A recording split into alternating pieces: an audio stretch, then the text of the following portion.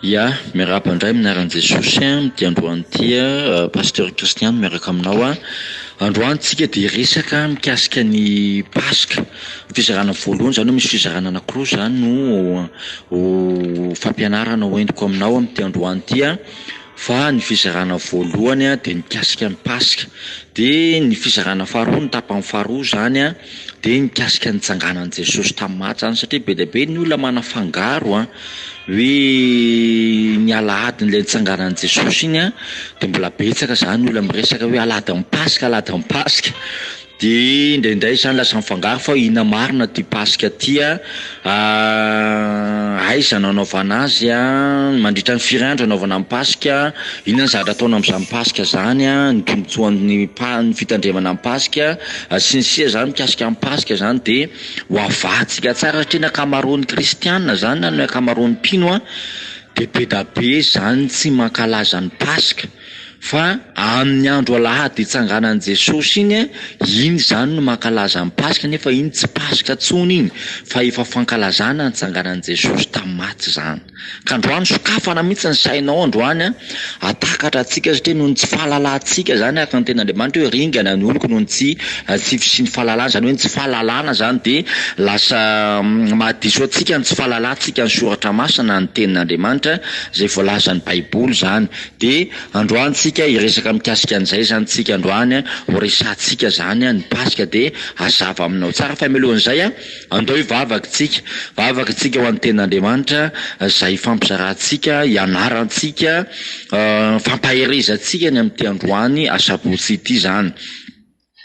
Raha io amin'ny anaran'i Jesosy Kristy dia misotro anao indray izay raha mbola andrina amin'ny teninao izay, ny amin'ity fampianarana ity Andriamanitra hosorony lelako fa ilay masina ampiteny indray, ary amanay ny teny izay lokan'ny vavako fa tena avy aminao zany, fa ilay masina miankina aminao, ary na iza ihany koa Andriamanitra mandrea an'izao fampianarana izao, mandrea an'izao teny izao, sokafa ny fon'izy ireo sy ny sain'izy ireo ary ny fatakaran'izy ireo, alala ny zava-misy marina ny amin'ny teninao, ny amin'ny soratra masina ny amin'ity andro alohan'ity Andriamanitra. Ampio zay fanay masina ao tompoany amin'ity androan'ity Andriamanitra ny amin'ny fifantohana rehetra voalohany hatramin'ny farany, amin'ny anaranao Jesosy Kristy ny anaovana izany vavaka zany, makasitraka ray masina.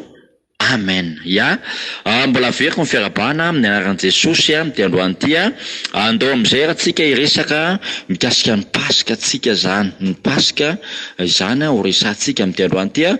Avy ato ny Baibolinao a, ao amin'ny Deutéromia toko faha 12 dimy andininy voalohany ka hatramin'ny fahavalo zany.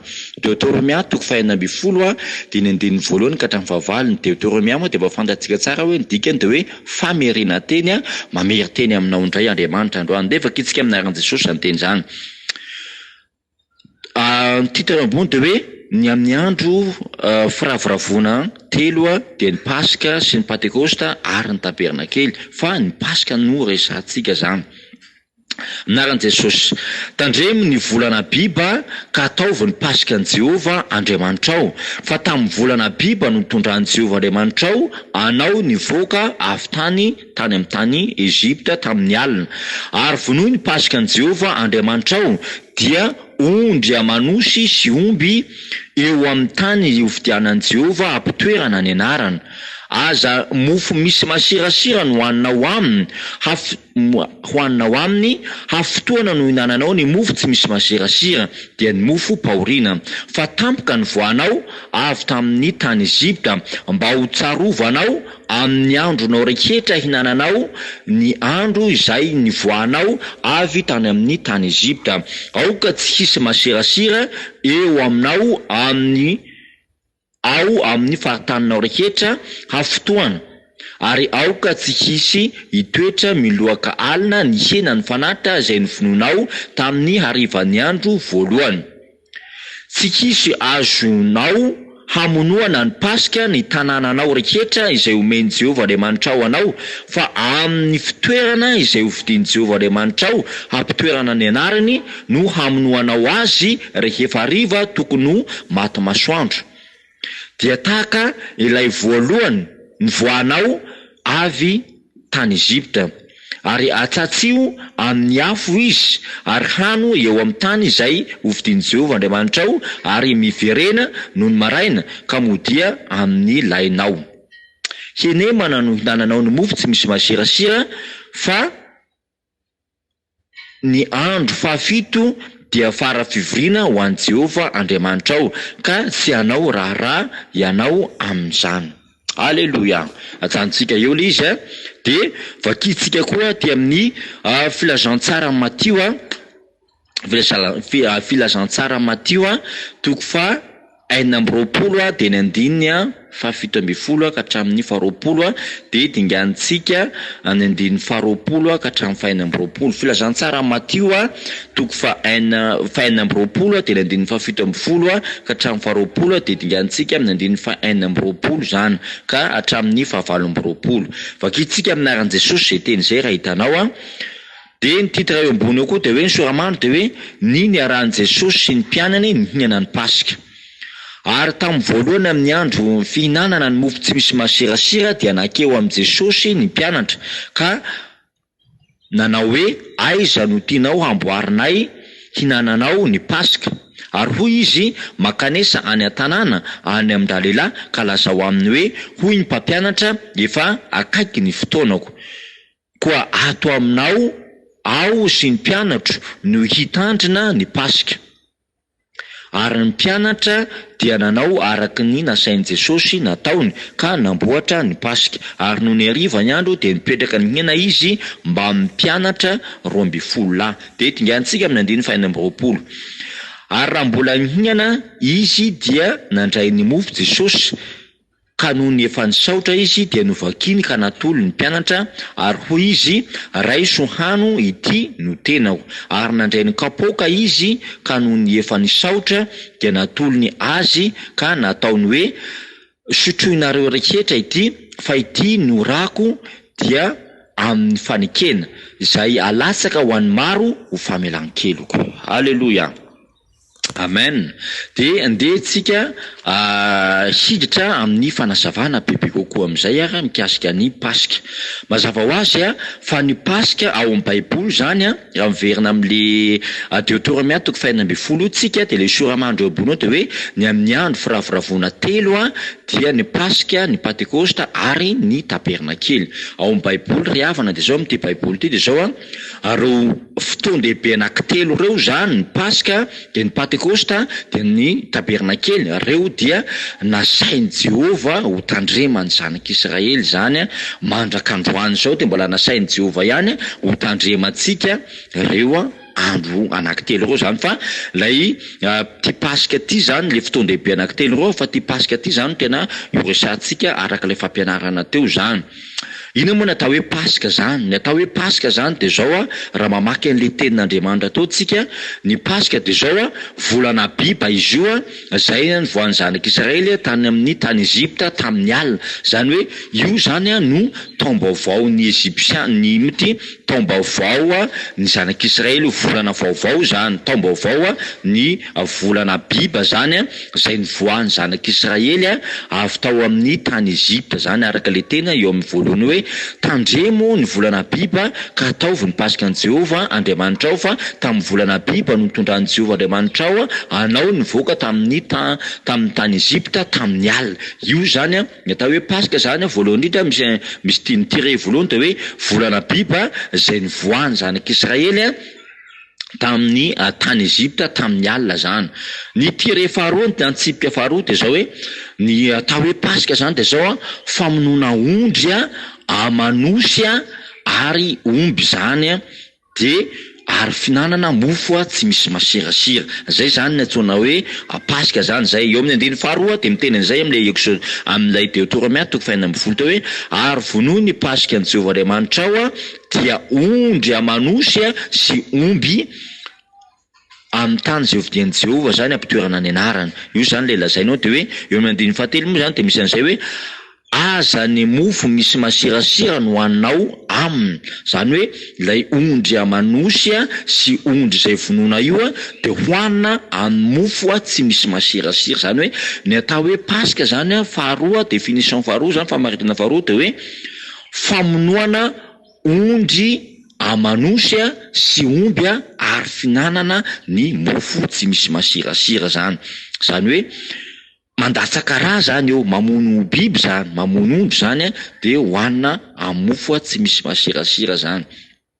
Faharoa zany de hoe aiza no anaovana ny Paska zany. Ny anaovana ny Paska zany de zao am'izay toerana na am'izay tany zay hovidian'i Jehova ampitoerana ny anarany. Zany hoe tsy ny toerana rehetrarehetra zany no anaovana an'izay famonoana ny zay zanak'ondry sy zanak'osy sy omby zay fa amin'ny toerana zay vidian'i Jehova ampitoerana ny anarany no amonoana no anaovana an'izay Paska zay zany.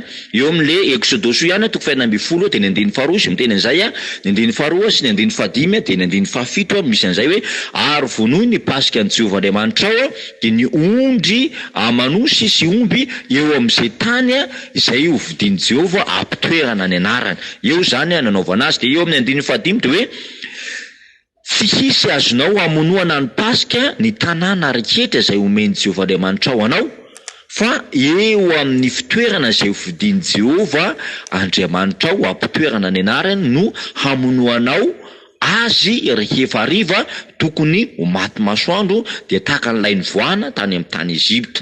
Zany hoe ny zanak'Israely zany tena marina le izy niala tany Ezipta io de tamin'ny andron'ny Paska le izy mazava ho azy zany. Andron'ny Paska no nivoahan'ny zareo tao tamin'ny alina iny zany.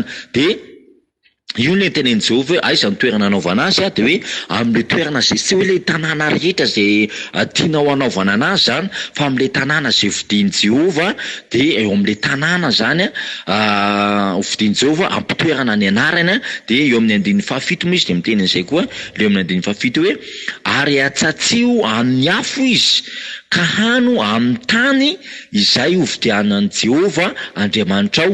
Amen. Zany hoe am'le tany zany hoe Andriamanitra Jehova Andriamanitra zany de manome toerana zany hoe eto ny anaovana azy fa tsy ny toerana rehetra fa ny tany zay hovidian'i Jehova ampitoerana ny anarany. Aiza moa zay toerana zay raha fantatrao zay toerana zay dia any am-piangonana zay, any amin'ny fitoerana eo amin'ny fanatrehan'Andriamanitra zay, eo amin'le fivoriam-masina, fivoriam-bavaka, fanaovana fivoriana masina, eo zay toerana anaovana an'izay Paska zay famonoana an'izay sy amanosy ary omby zay am'izay toerana zay zany fa tsy hoe ny toerana rehetrarehetra ka zay nge de any amin'ny toerana mpitsangatsanganana any amin'ny toerana kafa fa ao am-piangonana am'le toerana fivoriana masina, am'le toerana iangonantsika zay anaovantsika fitoam-bavaka anaovana fivoriana masina, eo le toerana zay anaovantsika ny Paska zany araka le tenin'Andriamanitra le toerana no vidiany zany.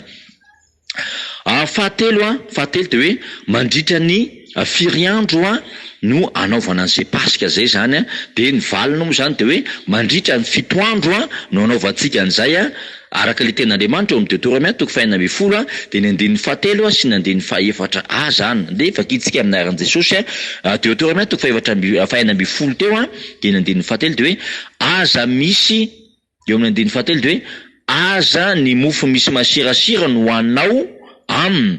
De eo ambany ao de hoe hafotoana no hinananao ny mofo tsy misy masirasira de ny mofo pahoriana zany fa tampoka ny voanao avy tany amin'ny tany Ezipta mba ho tsarovana amin'ny andro anao rehetra iainanao ny andro izay nivoanao avy tany amin'ny tany Ezipta. Ary ao ka tsy hisy masirasira eo aminao ao anatin'ny faritaninao rehetra hafitoana.